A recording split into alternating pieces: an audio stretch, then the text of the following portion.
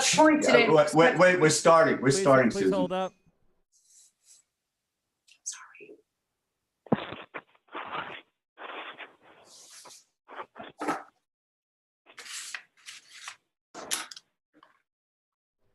Okay, let me get one more thing going, and then I'll take care of everybody.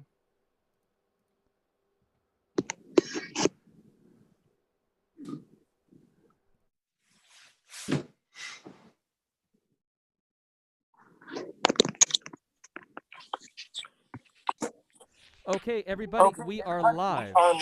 Oh, hey, somebody has a, there's a feedback happening right now. Does somebody have a TV on or something like that? Not I. All right, let's see. If anyone has an additional device up right now, it's going to cause a lot of problems up. So let's see. Does anyone have like two devices going at the same time, like a laptop and an iPad or something? I have my iPhone next to me, but it's not connected to Zoom. Okay, well, if anyone does, just let me know, because that's going to cause a feedback loop. All right, and let's see. All right, so we are good on all fronts. Francis, it's all you, and go for it. Hey, great. Thank you. Welcome, everybody, to the regular meeting of the East Hampton Town Trustees. It's January 11th, 2021. Arlene, can I ask, Arlene, are you here? No, Arlene. Okay. I believe she is here. Give her a second to unmute. I'm here. I couldn't unmute, but I was going to say everyone really should mute unless they're talking. There's a lot of feedback, like you said. Okay, Arlene, we're on the air. Sure. Okay. Can you do a roll call, please? Sure. Okay, we have John Aldred, please. Here. Francis Bach. Here. Ben Dollinger. I'm here. Rick Drew. Here. Tim Garneau. Here. Jim Grimes. Mike Martinson. Here. Susan McGraw-Keeber. Bill Taylor. Here. And I hope I didn't go out. Okay, so Susan and Jim Grimes, is he here yet, or are we waiting on him? He's not here yet. He's coming. I'll keep my eye out. Okay. Susan is here. She's on mute. I don't know if she called in, but you were on mute. You're on mute, Susan. You're muted. Yeah, but Susan is here. Thank you, Dan. I'm here, Arlene. Sorry, I was on mute. Oh, okay. Thank you. Okay. Everyone except Jim, who we're expecting shortly. Thank you. Back to Francis. Okay, can we please start with the Pledge of Allegiance? I pledge allegiance to the flag of the United States of America, to the republic For which which it stands Stand. One one nation. nation, under God, indivisible, With with liberty liberty and justice for all. You're here. Thank you, everybody. All right, Jason, do we have anyone on the line? Oh, we have quite a few people on the line. I'm going to go pass this over to Mike Tremblay very shortly, but I'll unmute the first caller. All right. Okay. Jason, I'm sorry, can I interrupt you? I've lost my picture. You've lost your picture. I have the Zoom menu page somehow. Look along the bottom of your screen, Francis, and see if there's a little thing that says Zoom and click on that. I got it. Thank you, Dan. Okay, so are we ready to take callers? Yeah, one moment. Okay, so we're going to open up a public comments. The trustees will be accepting public comment regarding the press release and 3 draft agreements between East Hampton Town Trustees, South Fork Wind Farm LLC, which includes our lease agreement. We have received quite a few comments via email, and tonight we'll actually listen to people who want to call in. So Jason, if you don't mind, we can start with the first caller. Okay, first caller, number ending in 7155. You are live and on the air. Hello Yes, there. hi, good evening. Please My name introduce is Paul yourself. Munoz. Yes, my name is Paul Munoz. I'm a resident of Springs, and I'm the vice chair of the Energy Sustainability Committee. And I just wanted to thank you guys for the opportunity to call in.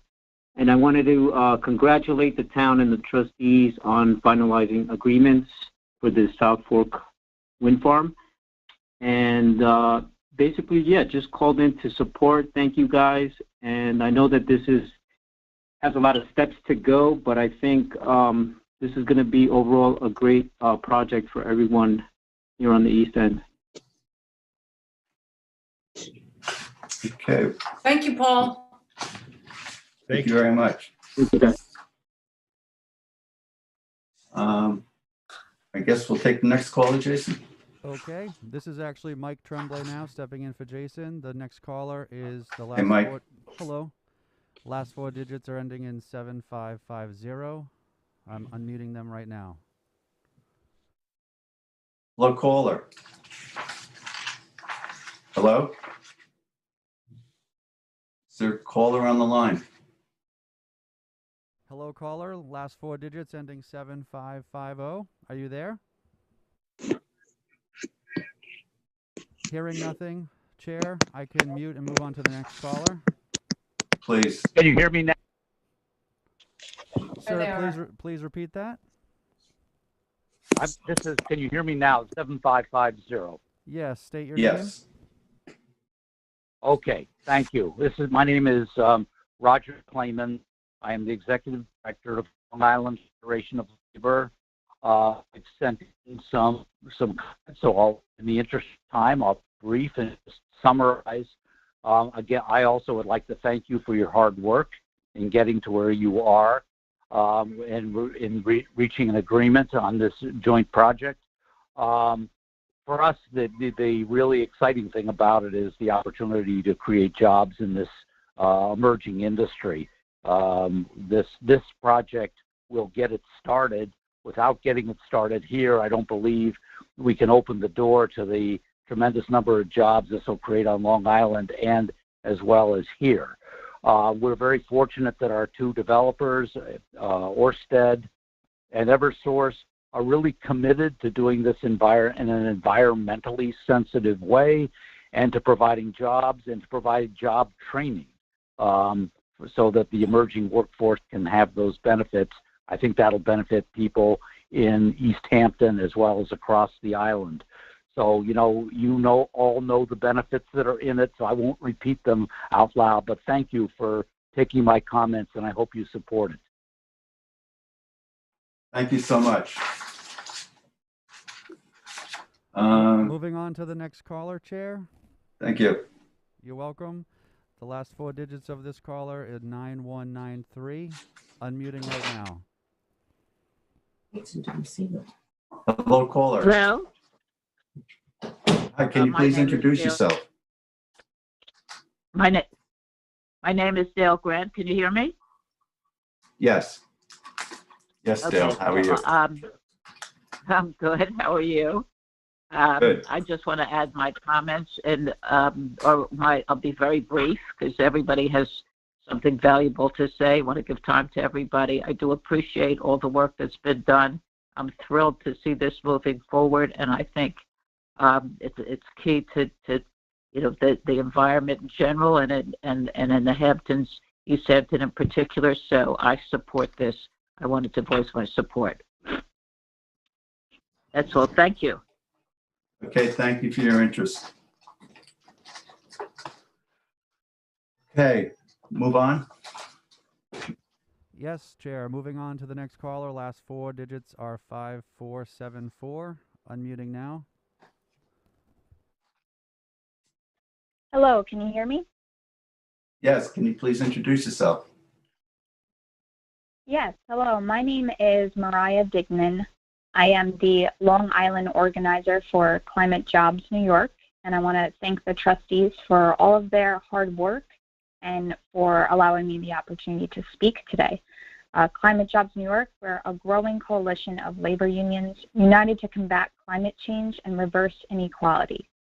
We are educating our fellow workers, building alliances, and advocating for policy solutions, demonstrating that we do not have to choose between a healthy planet and good jobs. I support the joint proposal and easement agreements between Orsted and Eversource and the town of East Hampton. The Beach Lane Cable Route mitigates community and environmental impacts as demonstrated in numerous field surveys, samplings, and studies both on land and in water. This route and related infrastructure upgrades will increase the resilience of our transmission infrastructure and inject clean, renewable energy into our grid. This is the clear option to responsibly develop offshore wind energy while creating good union jobs. The South Fork Wind Project is crucial in serving a local demand for energy. It is also New York's inaugural offshore wind project and sets the stage for offshore wind development in the state. I urge the town trustees and board members to pass a resolution formally adopting the joint proposal and easement agreements, and thank you again for your time and efforts for the past few years in this project. Thank you so much. Smile. Okay. Are there more callers? Yes, moving on to the next caller right now. Last 4 digits of 4956. Unmuting now. Hello, can you hear me? Yes. Please introduce yourself. Hi, this is Alice Tepper Marlin. I'm a longtime resident of the Springs and admirers of many of you graciously serving as our trustees. I'm calling to congratulate you on your stellar role eliciting enlightened provisions to protect our precious East End waterways, to get commitment for important marine studies, to create jobs, and to boost our community benefits package to nearly $30 million. I strongly support your agreement, and I thank you. Unfortunately, your excellent work is endangered by the foolhardy campaign to separately incorporate Wayne Scott. Timing is of the essence. Should that ill-intended campaign succeed, the effects could well be dire, making null some or all of these provisions. Worse, it would delay the date when the wind power comes online, undercutting our contributions to slowing climate change. That's sea rise, acidification, and more frequent and severe storms. And it would make the construction phase inconvenient to far more thousands of our citizens and to many local businesses if an alternate route were to be decided.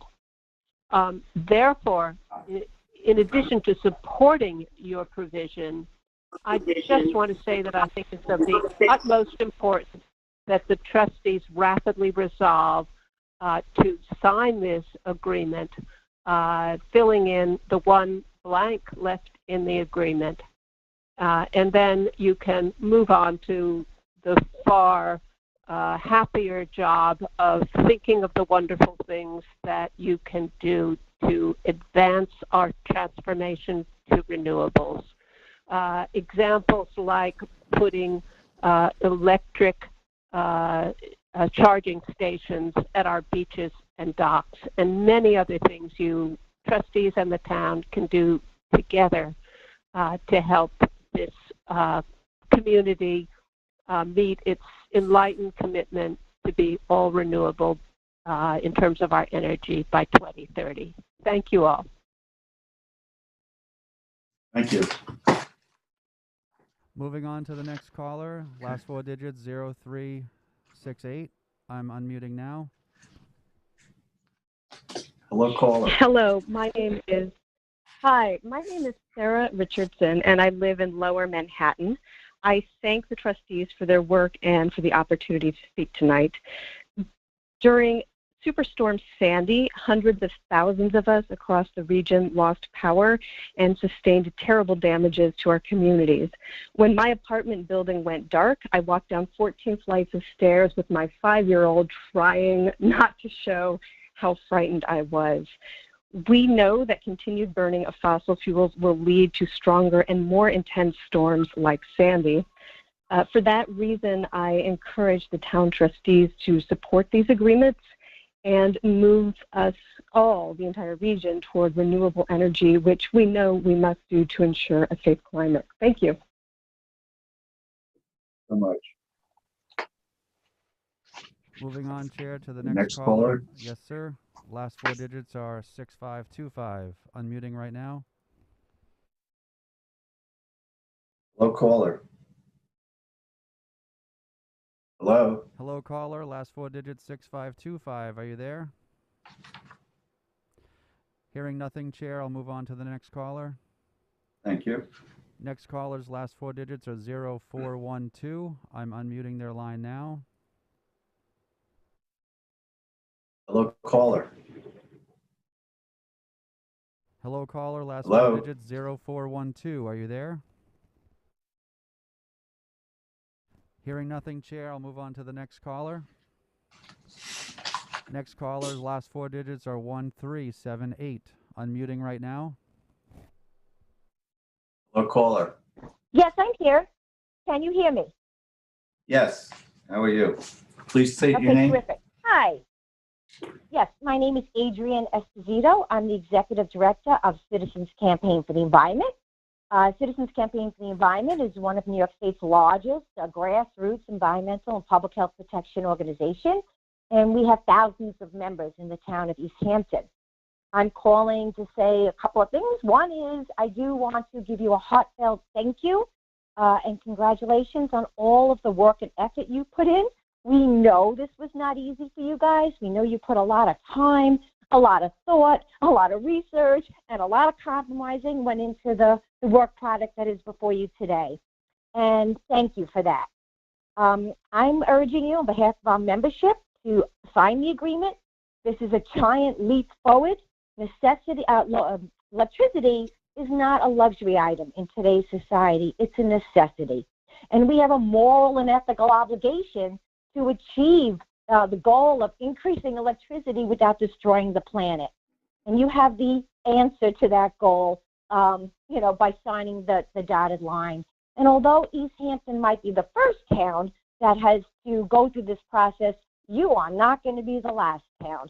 So you are paving the way for the rest of New York State to achieve our goal of being carbon neutral by 2050. And the last thing I just want to say is some people seem to believe that it's either, a wind farm or do nothing.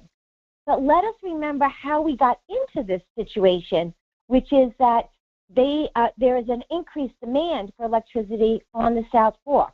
So it's actually a wind farm or a fossil fuel power plant. So if you think citing a cable connection has been controversial and difficult, can you only imagine how difficult it would be to cite a fossil fuel power plant? So again, we're urging you to sign the agreement. We thank you on behalf of our members for all of your efforts, and we wish you the best of luck. Thank you so much. Thank you. Can we have the next caller, please? Yes, Chair. The last four digits are 9455. Unmuting right now. Hello, caller. That's Hello. 245? Yes, you're breaking up a little bit. Yes, Hello? hi. Good evening. My name is Laura Higgins. Laura, how are you? Yeah. Hi. Hi, I'm Nora Higgins, actually. I am a Nora. regional coordinator. Nora, yes. I'm a regional coordinator for New York State Public Employees Federation. I represent members from Environmental Conservation, and I'm also a member of the Long Island Federation of Labor. And I'm excited and proud that Long Island in your area is leading the way in making our world a better place to live in. And I'm excited also for the diversity in jobs and the changes of people's roles that will be taking place as we transition from the fossil fuel industry to, again, ways in which we can preserve Mother Earth and keep ourselves healthy in the process as well. Also a nurse over at Stony Brook Hospital, so I want to see my patients being cared for well by the new changes that are coming about. And thank you for your time. Thank you so much. Next Moving caller, on. please. Yes, sir. Moving on to the next caller. Last four digits are 1258. Unmuting now. Hello, Hello, caller. can you hear me? Yes. Can you hear me? Yes, Hi, please my introduce name is yourself. Genevieve. Hi, my name is Genevieve Gunther, and I am the founder and director of an organization called End Climate Silence. I'm a resident of East Hampton Village, and I am the mother of a boy who's going to turn 11 tomorrow morning. And as his mother, above all, I'd like to thank the trustees for all their hard work and patience in moving this wind farm to completion. I want to reiterate that we need to decarbonize our entire electrical system by 2035 and then use this decarbonized electricity to electrify our transportation, our agriculture, and other industrial systems if my son and all the children on Long Island and across the world are going to have a chance for a livable future. We have to do this right now. We don't get another chance. We can't undo it if we get it wrong. So it seems like a lot of local politics here, but what you're really doing is leading all of us to a sustainable, livable planet that we can leave to our children, especially on this beautiful coast on the east end of the United States. So thank you. Hey, thank you so much. Moving on to the next caller, please. Last four digits 5502. Unmuting now. Hello, caller. Good evening. This is Johny Mulligan. I'm a resident on Hands Creek Road in East Hampton. First of all, I'd like to thank the trustees.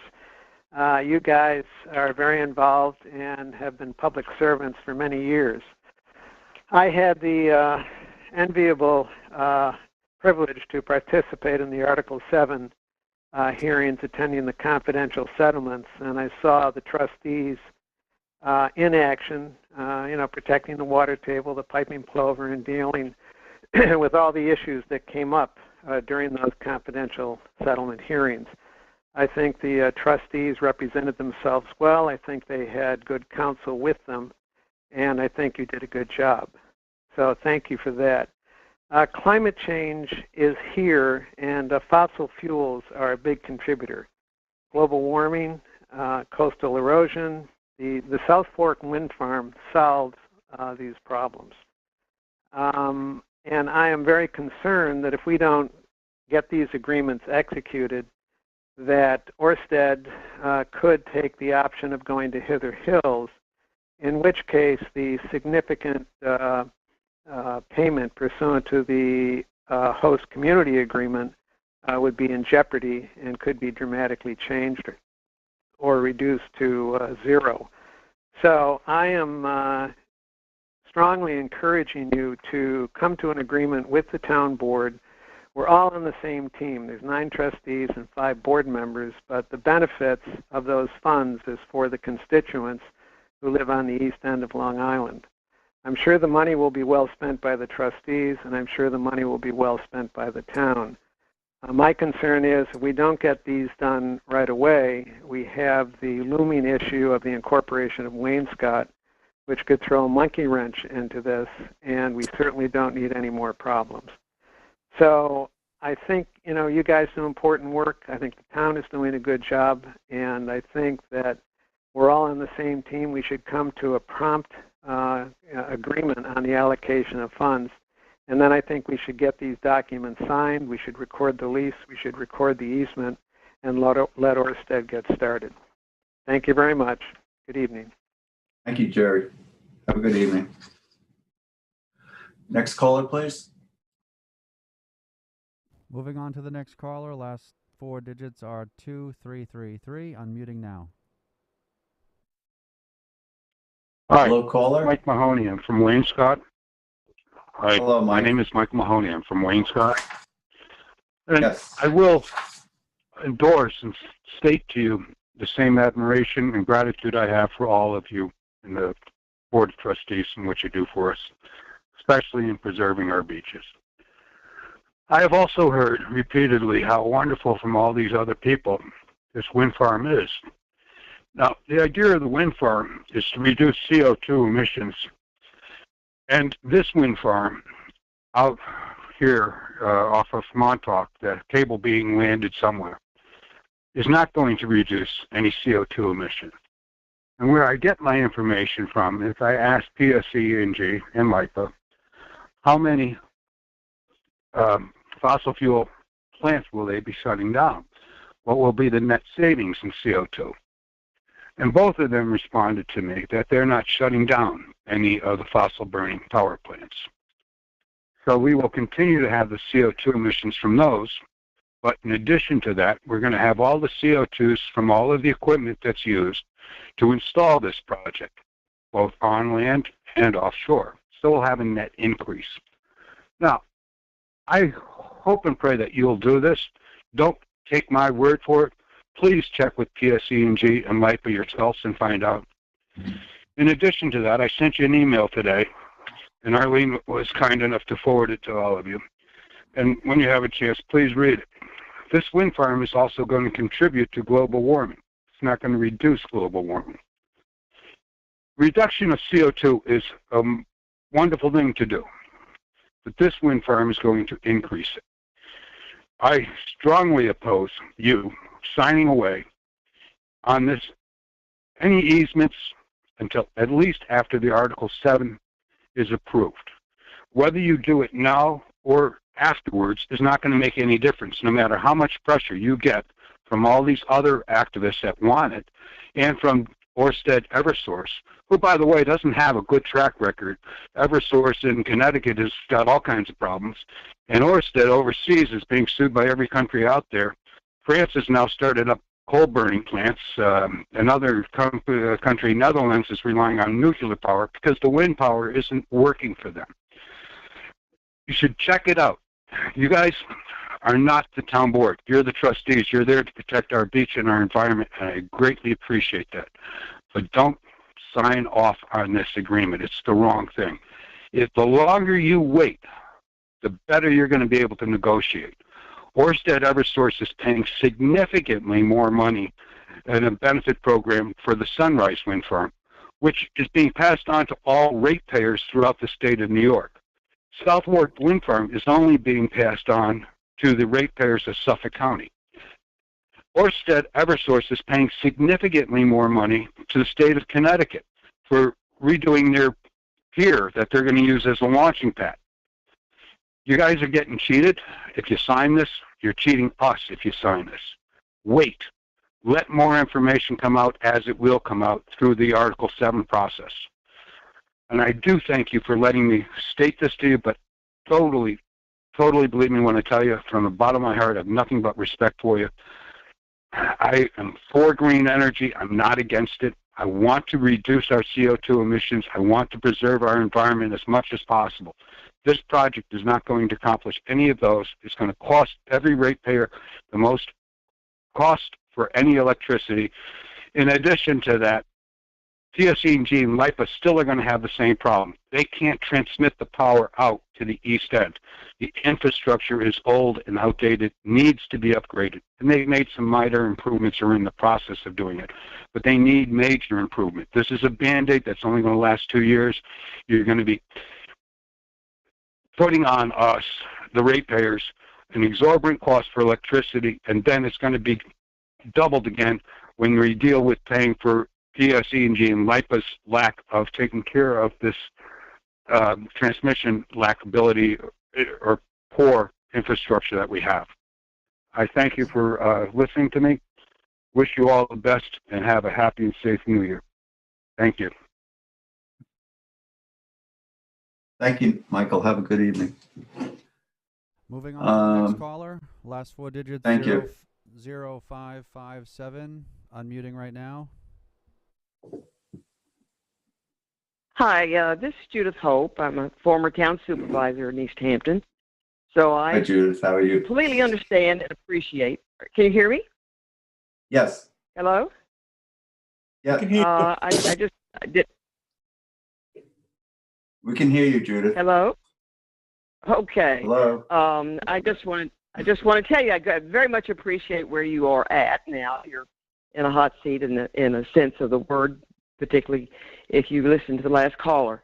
I think you're in a remarkable position because you're in one of those rare positions where you can take an action that will live long, long beyond your endurance on this planet. You are in the rare position of having the opportunity to affect the well-being of your town, of your state, and of the atmosphere that we breathe, all of us. It is an extraordinary opportunity, and I'm deeply appreciative of all the care that you've taken in drafting the documents that you contemplate tonight. I think you've gone well beyond what was necessary to guarantee the protections of the beach. I greatly applaud the attention to detail, all the hours that you've put into this effort. I'm troubled by the fact that the agreement with the developer does not include any amount of division of the community benefit between the town and the trustees. I realize that this has been a point of negotiations ongoing.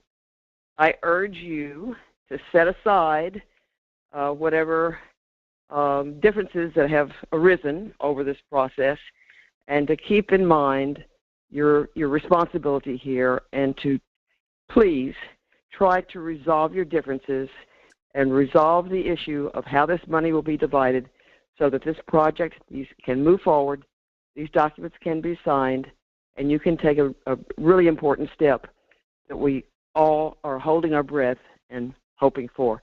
Again, I thank you for your public service. I know it's not easy, and God bless you all. Thanks. Good night. Thank you, Judith. Moving on to the next caller. Last four digits, 3099.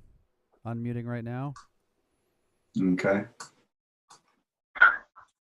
Hi, this is Hello? Johny Brady calling from Long Hey, Island Bonnie. Commercial Fishing Association. Hi, Francis. Hi, Francis. How are you? Good, and you?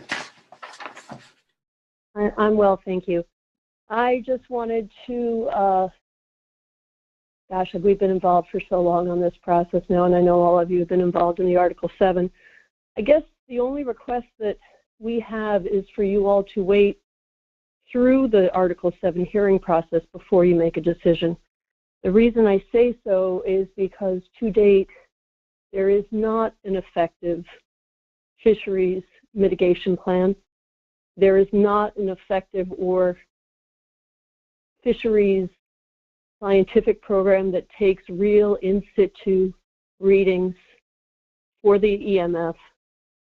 There is not an effective program for compensation for lost year and or for survey work and what happens to fishermen when they aren't allowed to fish in their areas. You all have hundreds of years of history behind you, obviously, with the baymen. The baymen that mostly fish in state waters are not being protected at this moment. And in addition, for those that are unaware, nameplate capacity for an offshore wind farm is not the same. Nameplate for an offshore wind farm is not the same as capacity. The actual amount of energy that might, on a good year, be given is about 35% of what the South Fork Wind Farm at 130 megawatts says it's going to be.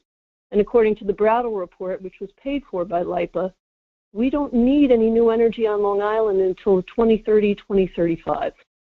In addition, any power that hits the grid will require gas 24/7 as not only backup, but additionally to modulate the equilibrium of the grid.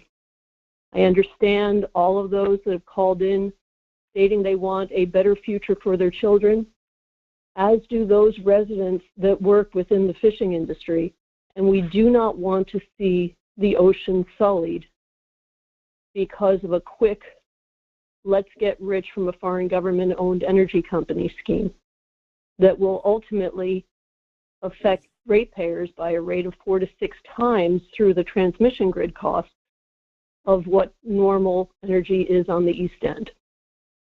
I don't want to take up that much time. I really appreciate all of the work you have done to date. However, I would really appreciate it if you would take the time to let the Article 7 process go through in its entirety before making a decision.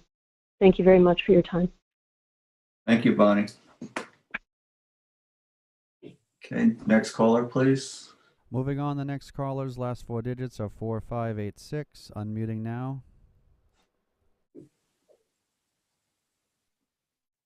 Hello, Good caller. evening.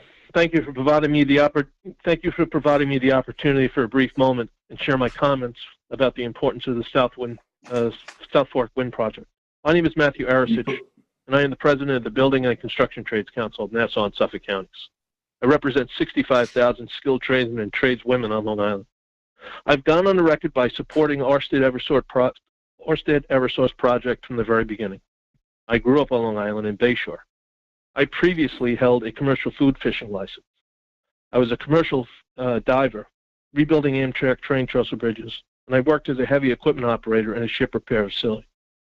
Today, this is the first salvo in fighting the drastic offense of climate change that will transform the way Long Island gets its energy.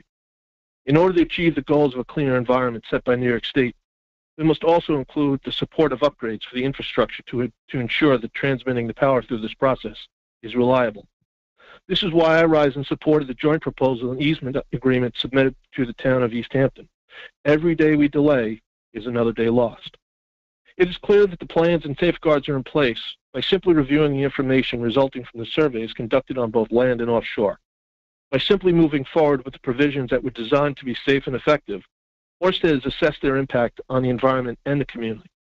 So I ask you, is having safety, clean energy, and a community benefits program that generates nearly $1 million per year for the next 25 years good for East Hampton? Indeed it is, and that's why I urge the trustees to embrace this method of energy and formally adopt the joint proposal and easement standards. Respectfully, Matthew Arasich. I want to also make a comment, which is I understand everybody's hesitance, and I understand everybody's, pessimism. I will tell you that I've been involved in the industry for power for the better half of 30 years. I am a union member for 35 years. I am also a third-generation heat and frost insulator, spanning 100 years.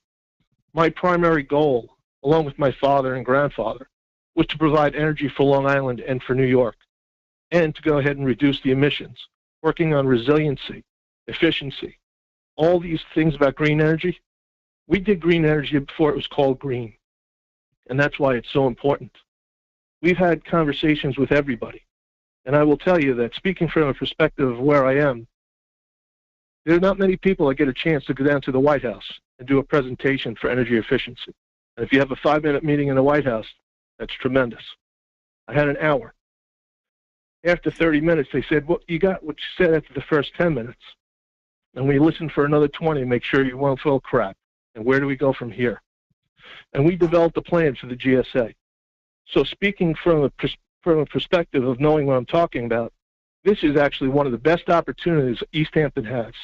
You could take those words as gospel, and the reason is every one of those things I just said is verifiable. I urge everybody to go ahead and take a look at this and say, listen, we need to move forward. We need to be green, and quite frankly, it's the best alternative for your sons, your grandsons, and your great-grandsons to come. Because if we don't start doing the things we're supposed to do, we'll never get ahead in life, and they won't have a life. Thank you for your time. Thank you, Matthew. Thank you. Okay, next caller. Moving on, the next caller's last 4 digits are 0396. Unmuting now. Hello, caller. Hi, everyone. Good evening. Good evening, trustees. This is Jill Camp from the Surfrider Foundation's Eastern Long Island chapter. Hi, Jill. Speaking tonight on this. Hi, how are you? So I'm currently the chapter coordinator for the Eastern Long Island chapter, and our foundation is dedicated to the protection and enjoyment of the world's oceans, waves, and beaches for all people through a powerful activist network. As an employee of Surfrider Foundation's Eastern Long Island chapter, I have a front row seat to climate change and other serious environmental issues pressing our community. such as water quality. I also get to tackle beach access issues with my team, plastic pollution on our beaches, and so much more. I get to work with students and tons of volunteers. On a personal note, my work with Surfrider Foundation has opened my eyes to the urgency needed to be placed on our environmental issues. And I can assure you, climate change does not care about summer in the Hamptons or if a few off-season months of construction noise to install the South Fork wind cable is bothersome. Sourcing renewable energy at the least cost to our environment with public input to identify and vet appropriate mitigation strategies is paramount. And our organization thanks you for upholding this. Our organization is still gathering information. We're reading and reviewing the environmental report and listening to our community at meetings. Personally, as a fifth-generation resident, my family all works locally here in the trades, and the not in my backyard approach around the landing site for the cable has been disheartening. As a homeowner here in East Hampton, Beach Lane, Wainscott happens to be one of my favorite beaches. With the potential incorporation of Wainscott Village, I would feel an immense sense of loss should I lose parking access to Beach Lane. There does not seem to be any long-term impact to public access during installation of the cable and recreational use of the beach at Beach Lane during construction, and public access will only be very minimally impacted by the narrowing of the road to car traffic during winter months of installation only. The trustees must make it clear that there must be access upheld for all the Wainscott beaches. The trustees cannot stand on the sidelines as this exclusive enclave is contemplated. We're asking the trustees to make it clear that there must be access for all to the Wainscott beaches. As a society, we need to pivot to renewable energies. This is our chance to blaze a trail and be environmental innovators. And on behalf of Surfrider Foundation's Eastern Long Island chapter, we thank the trustees for their hard work and due diligence on this project. This cannot happen at the expense of beach access at Beach Lane or Town Lane in Wainscott for the public, and Surfrider Foundation does oppose any losses to access at these beaches. Generally speaking, the outcome of this project is a positive for the environment and the oceans, and it decreases our continued reliance on the burning of coal and oil that furthers climate change. Our team at Surfrider Foundation wants to thank the trustees again for the due diligence with project review and the South Fork Wind Farm project. We support you. Thank you. Thank you, Joe. Next caller, please. Moving on to the next caller. Last four digits are 9154. Unmuting right now. Hello, caller. Hello. Hello, caller. Last Thank you four very much for. It sounds like Thank you very much for hosting. Yes. Hello, Francis. How are you? Good, and you? Very well, thank you. Thank you very much for hosting tonight. I know you guys have been given a lot more than you've signed up for. It's a big job, and I think you've done a tremendous job. I don't think the question is really about whether or not we should go onto renewable energy. I think it's pretty safe to say that everyone agrees that we should move away from fossil fuels as quickly as possible.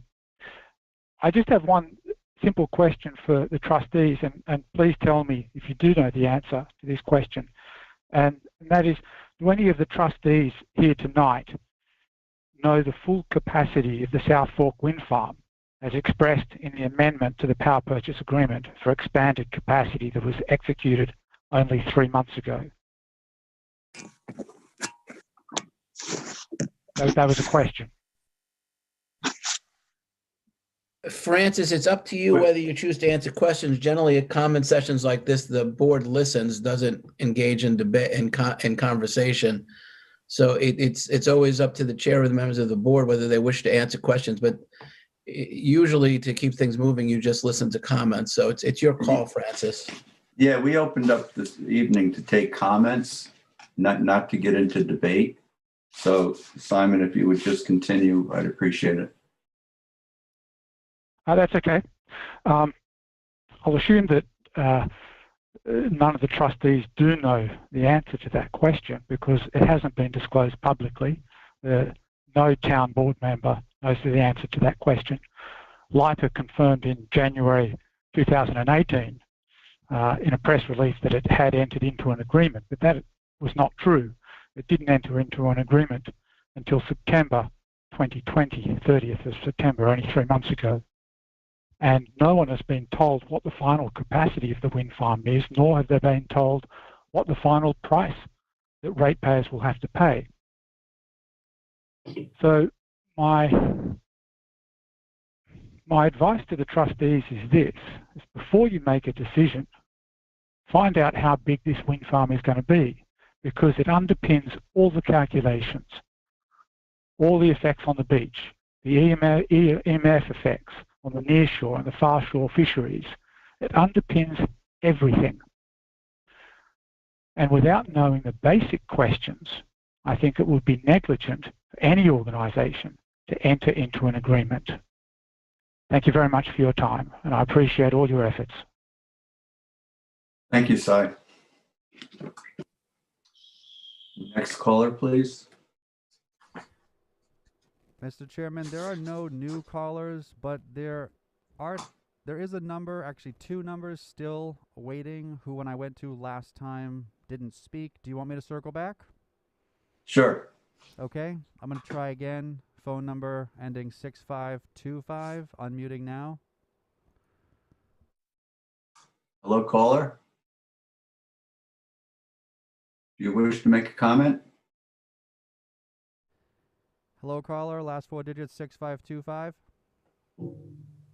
Hearing nothing, Chair. I'll move on. There's one other caller, same scenario. Last 4 digits, 0412. I'll unmute that caller now. Hello, caller. Hello. Hearing nothing, Chair. They could just be listening in. I'll mute that. And there are currently no new callers on the line who haven't spoken. Okay. Okay, thank you so much. All right. So do we want to leave the lines open for a while, guys, or do we want to close this? We can leave ourselves open for written comment. I think we should leave the lines open, move on with the rest of the meeting, and we can step away. We don't have anything on the agenda here that we can't walk away from and come back to. May I make a comment before we move on to our agenda? I just would like to offer to people who are watching this evening, if you'd like to tune in to a webinar that was provided this past week. It answers a lot of questions that people have. I did post it on our trustees Facebook page. I've submitted it for our website. And it's in layperson's terms, so I think it was very helpful. It's sponsored by Citizens Campaign for the Environment. That's Adrianes Posito, Group for the East End, RELI, which is Gordy and Racky, Win with Wind, and also it was sponsored by New York LCVEF, which is Educating for the Environment, and it was a really wonderful program. It's on YouTube, and I will send out that link again to everybody for you to see it if you wish, and also for the public, it's on YouTube, and I will post that to our, I'll repost it up on our Facebook page, as well as just make sure it's there for our website. Okay, that's it. Thank you, Susan. Anybody else have anything? All right. Could be a very short meeting. Move on to administrative, payment of the bills. We have Optimum, $136.76. East Hampton Star, $70.45. John Vila, shrink wrap the pump out boat, $350. Do I have a motion to pay the bills? I'll make a motion to pay the bills. I'll second. All in favor? Aye. Aye. Aye. Okay, we don't have any minutes to approve this month. Financial reports for the month ended November 30th, 2020. Anybody get a chance to review? Francis, I took a look at them, and they do appear to be in order, period over period. The numbers are within a reasonable range, and we have some departments where the expenses are a little higher than they were year over year, but it all seems to be in line with our proceedings. So I'd make a motion to approve them for November of 2020. Is there a second? I'll second. Second. All in favor? Aye. Aye. Okay, and we also have December 31st, 2020. Anybody have a chance? Okay. And do I have a motion to table those? Motion to table. Second. All in favor? Aye. Aye. Aye. Okay. Let's see. I guess we could, do we have anything to report on staggering the election? Yeah, Susan. Yeah, Susan and I met with Chris Carrillo the other day, and And Bill. And Bill. And who? Bill. Bill who? Bill, were you there? It's by telephone, yes. Oh, that's right. Yeah. So anyway, we met the other day, and I think we all kind of came to the same conclusion. The last time we talked about this. I can clean them for you. What's that? Arlene, would you mute yourself? Sorry, I got to mute myself. Yeah, please.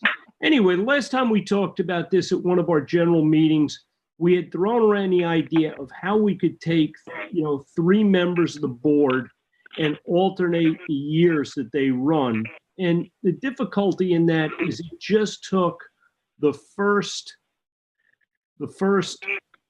run at this and spread it out over too much time. So we all kind of came to the same conclusion that the easiest and probably the most effective way to do this would be to basically, and we had discussed this prior to this, take the top 4 vote getters, let's say, at the next general election, and those vote getters would get a 4-year term.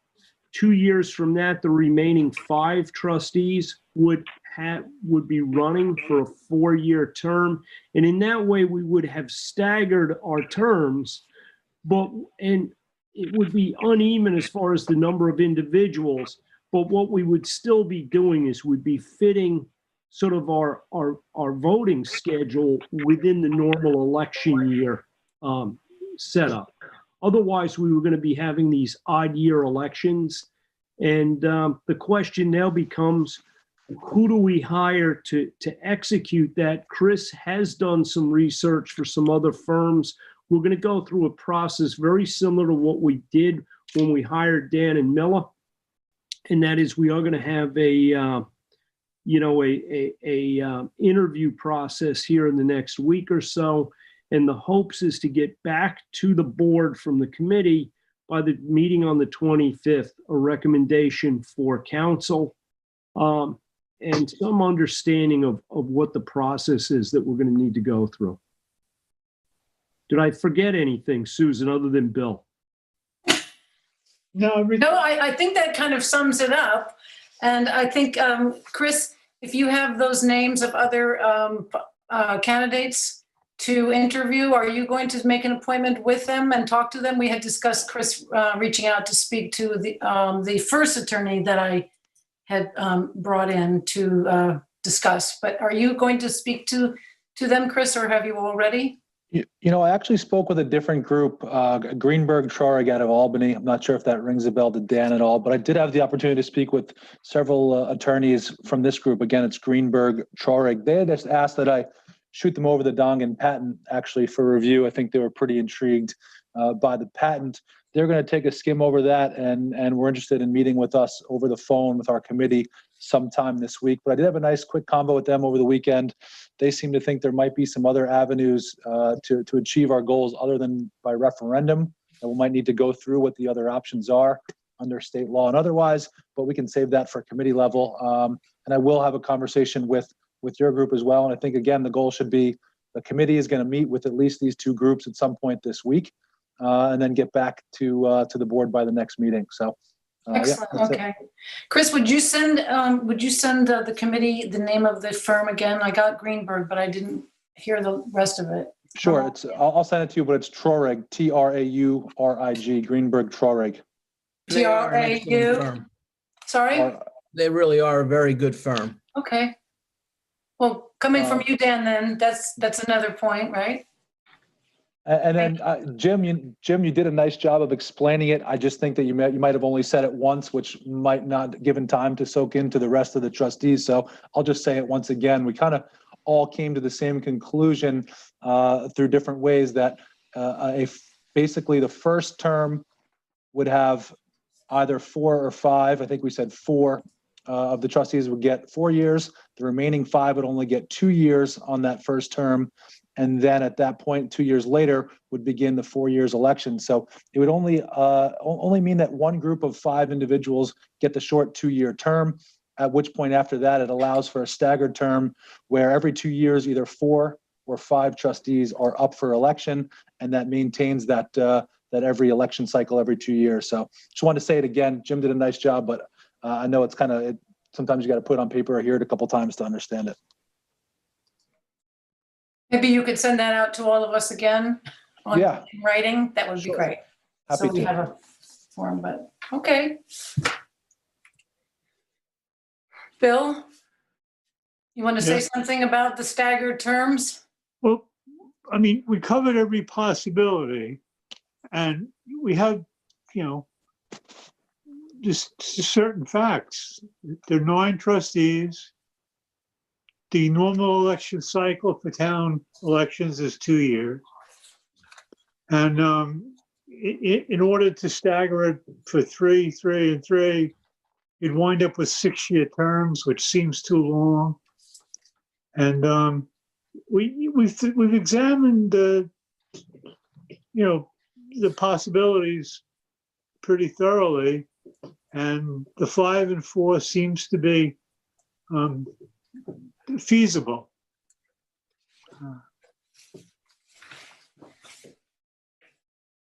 I will add one more thing. I think while we have our Dan Spitzer on the line, Dan, while we have you, maybe if we want at the committee level, or if you want to think about it for a couple of days, but if you had a colleague or a group that you thought might want to send our way as well, I think the magic number was 3 when we went and hired you. But if you knew anybody through your network that's kind of politically oriented that might be the right group for the job to help us through this election cycle situation, then we'd be all ears to your recommendations as well. Be happy to talk to you, Chris. I'll give you a call tomorrow. We've done a lot of this. This comes up all the time with municipalities who are looking to either change their terms of office from 2 years to 4 years, which goes through a referendum process, or school boards that are changing the length of their terms. They're governed by municipal law, which lays out the procedure for how you do referendums. You're governed by the unincorporated associations law of the state of New York, plus the special laws that go to you, although none of those laws really go to your organization, really. So it's an interesting corporate question. Be happy to talk to you and put you in touch with somebody in my group if you want someone in my group to review whatever this folks you come up with figure out. But it's not uncommon. And the approach you took is very common with communities that are changing planning boards or creating new planning boards, where they'll literally draw. Sometimes if it's a brand new board, they'll literally draw straws between the 7 people they appoint to the board, and that'll determine the length, the first terms and who gets times. Here, you're doing the most important thing, which is that you're not reducing the term of any elected official, because you're making it, as I understood it, you're making it apply going forward. So nobody would have the elected term reduced. It would just affect the potential longer term afterward. So this is the kind of thing that, there's a governance procedure that you're going through, but it sounds to me like you've laid it out exactly how it should work. Thanks, Dan. As the board, we've all been very happy with your representation thus far, and maybe there's somebody in your group that we'd like to talk to. So we look forward to hearing it. Okay.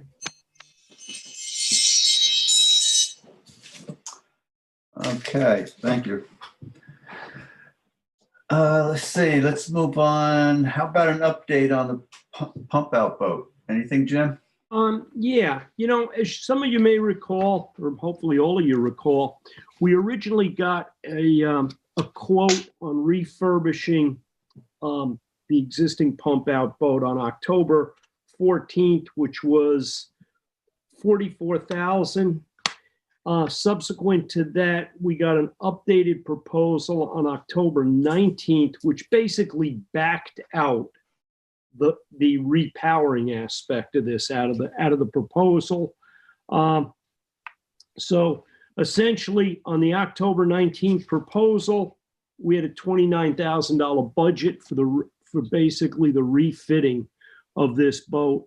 I went up a month or so ago and met with the folks over there where the boat work's being done at Marine Boat Builders, and they have a really nice operation there. Rich Audette was very helpful, and we went through our boat. I took multiple pictures of the different parts of the boat, and quite honestly, the original budget, to be honest with you, I feel is going to take care of most of the sort of structural issues related to the boat, and we're going to get back a boat that looks better, but certainly doesn't look new. So I started the discussion of what are the other things could be done while you have the boat in there to basically bring it up to as close to new status. They're going to have to strip the lettering and stuff off the boat anyway. When we crawled underneath this thing, it's got some wear on the keel. It's got a crack in the transom.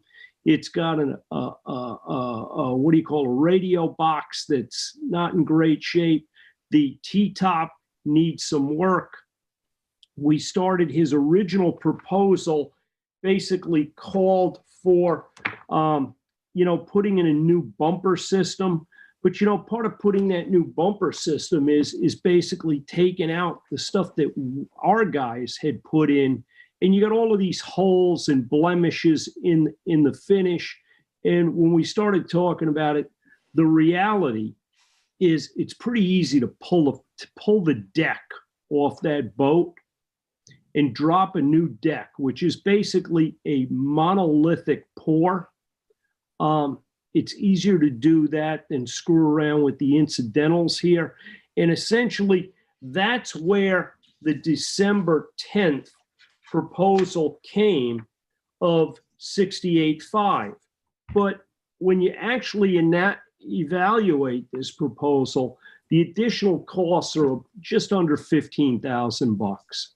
Question for you guys, there's a couple paths we can take. We can take and go the route of the $29,000 refit that we have a number on.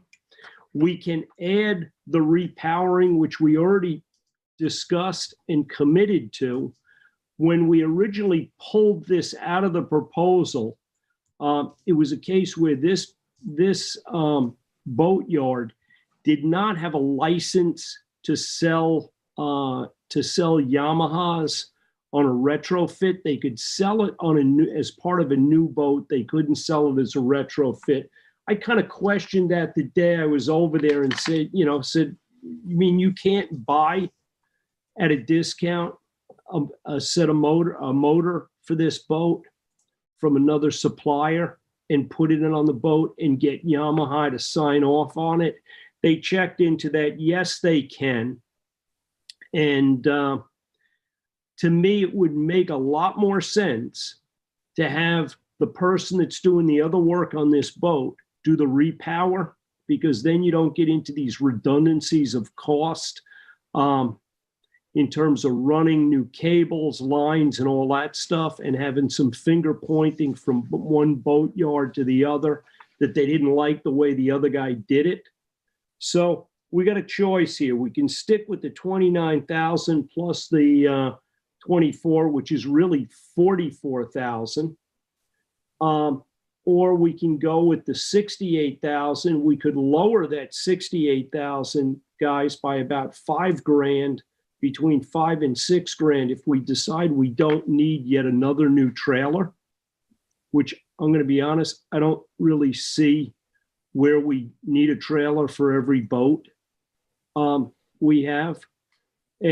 Or a third option would be to trade our boat in and buy another new boat. So another new boat, you know, from the previous proposals is $105,500. Okay, you back the trailer out of that. That's $5,500 that you can back out of that cost. What's the feeling of this board? I just, by the way, guys, Rich got me some changes. I had meant to send it to all of you before the weekend. I spent the weekend hunting, so I didn't get a chance to send it out. I have sent it to everybody on the board. So you do have it at this point. Jim, what's the trade-in value? Trade-in value is probably no more than about $15,000. Jim, 15 grand? Yeah. Wow. Jim, the 68.5 for the updated quote, that includes that Yamaha you're talking about? That includes the Yamaha. That includes all of the labor work to install that engine. It includes a trailer, and it includes basically the removal of that deck that's on there to removal of the existing deck, put a new deck on it, which honestly, what that does is it takes out of this discussion all of the language about popping old cleats off. It takes out the language about re-gel coating and whatever the existing deck that we have. And in that way, they could basically spend more time on the exterior of the hull itself and do things like, all of the other stuff that we talked about. One of the things that was up there that wasn't on the original quotes was the windshield. I don't know where anybody looked at that. That windshield's all full of little fine micro cracks and stuff. And if you're going to do any other work on it, do things like replace the windshield, replace the cushions on the seat. Right now, the actual evacuation pump on that thing is actually a drift inside the box. Part of both proposals is the replumbing this thing, where the evacuation lines and stuff all come out of the front of that sort of wheelhouse. It's I got to tell you, there's been a lot of changes made to these boats in the years that we've had ours. They've got, they've seen where they could make them better. And this would basically bring, if we spend 68, we end up with a boat that it's going to look pretty much new. Jim, question, as a layperson with boats, it sounds as though this boat, because I'm reading your email now with the two different proposals, and it seems as though this used boat proposal number 2 would be rebuilding the whole boat. Basically, yeah. And hey. So does it make sense to rebuild an old boat? Wait. To me, does it make sense to rebuild an old boat and do everything to it when you could have a new boat that has everything right there? You don't have to go, it's like taking an old car unless it's a classic and remodeling it. Is it worth doing that? Listen, guys, yes, I'm one of those guys. I like the new plastic smell myself. Okay, so you're not going to have to twist my arm, okay, to buy something new over something used. But you know what? Right now, we got 105,000. You back 15,000 out of it. You're still at 90 grand. You back the cost of a trailer on it. You're at 84.5. versus 63 grand. That's what your out-of-pocket costs are going to be. Have we looked into getting another grant? Wait. No, Bill, we haven't yet, because actually Arlene had looked into getting the other grant, which would cover some of our refurbishment costs, which basically would cover what, 35% or up to 45 grand. I have information for you, Jim. On a new boat, they'll give us up to 65,000 a state. Okay. And on an old boat, they'll only give us up to 35,000. So actually that 30,000, you know, I'll let you guys do the math.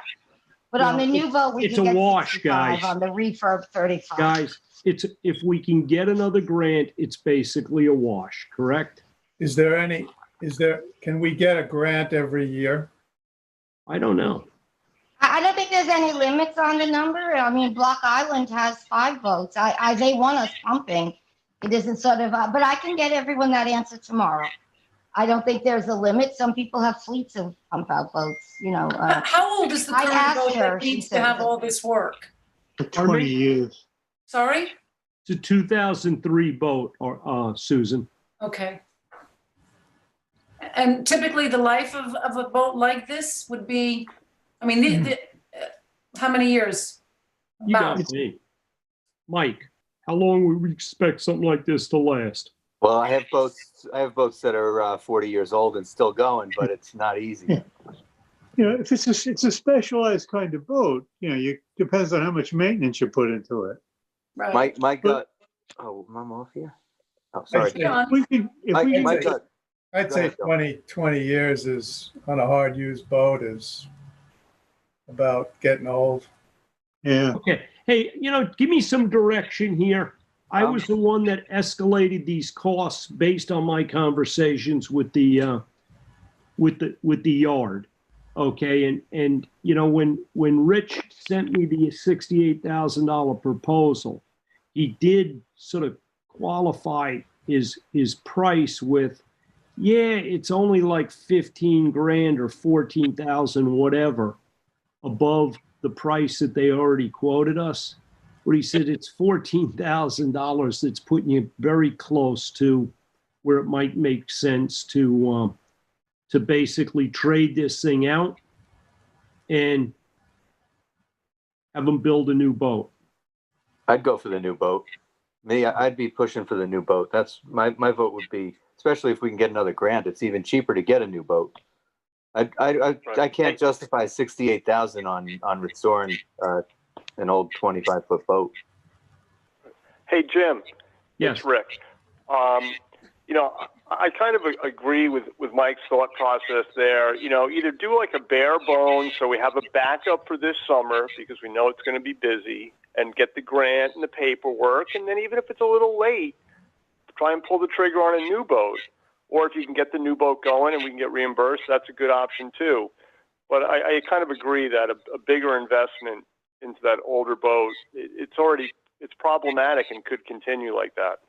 Well, my only comment to that, Rick, would be when you say do what needs to be done, that's $29,000.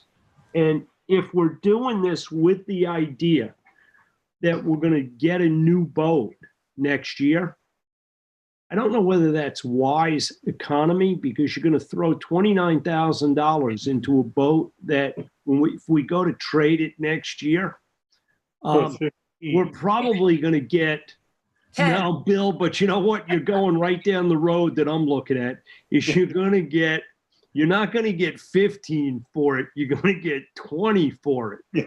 So there's probably a limited market for used pump out boats. Well, can I tell you what? I think there's probably a really good market for used pump out boats in a community that, let's say, doesn't have the resources to get at the grant money, or a community that's looking to do just what we started to look to do here, where we were looking to get a backup unit. But I think what this summer taught us is we really aren't buying a backup unit. We're buying another boat that in all likelihood is going to be going to work on a daily basis. It's We're not going to gonna have two sit- boats running out of Montauk.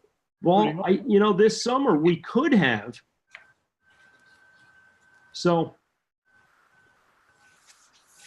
What's the turnaround time on both? What's the turnaround time on a rebuild, and how soon can we get a well, new? the rebuild, what we did talk about with our boat is we may end up having our boat may actually even been started already. Their production schedule is essentially turned upside down with the problems of getting some of the components for boats out of the manufacturer. So when I spoke to Rich last week, he was like, I know I told you we wouldn't be starting on your boat for another month, but he said, I think we're going to have to start on yours because I can actually work on yours, where there are so many other orders that I'm on a hold because I'm waiting for materials. I did ask him that question last time, and he said a rebuild on a boat would be second to the new boat. If we order a new boat, that's what they would build first. Yeah, but this is, listen, there's probably work being done, refurbishing work and maintenance work being done on these boats in their yard that's independent of this. Keep in mind, we're talking about there's a hull that's being purchased from a manufacturer, which is basically down the road from our guy at Marine Boat Builders. Our boat would be getting refitted at Marine Boat Builders. The new boat, the new hull and stuff would actually be getting shot at another facility, which is right down the road. Guys, if you wanna do or look into the, if you're leaning at all as a group towards a new boat, we can have Arlene explore the option of basically being able to apply for another grant this year. Second to that, if the grant system is going to be in place for next year, it's conceivable that we could actually pay for this with our own monies if we know we're going to get reimbursed later on. That's the other option here. I think pursuing that's a great idea if the timeline's reasonable. I just don't want to see us get cut short on having that third resource. But I